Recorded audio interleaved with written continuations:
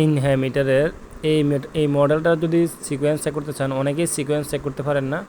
প্রথমে 2 চেপে ধরে রাখবেন, তারপর সি আসছে ছেড়ে দিবেন, তারপর 6013 এটা দিয়ে নিচে যে বাটনটা আছে ওকে, নীলটা দিয়ে ওকে দিবেন।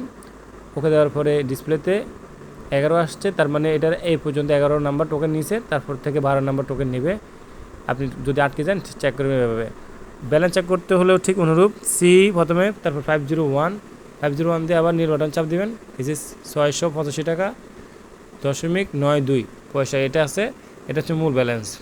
এভাবে আপনারা সিকোয়েন্স ব্যালেন্স চেক করবেন। অনেকে ব্যালেন্স চেক করতে পারেন না, আপনাদের বুঝে সুবিধাতে আবার দেখাচ্ছি।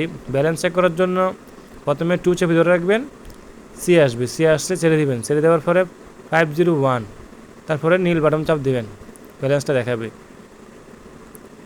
আর সিকোয়েন্সটা যদি দেখতে চান, সিকোয়েন্সটা আবার দেখাচ্ছি।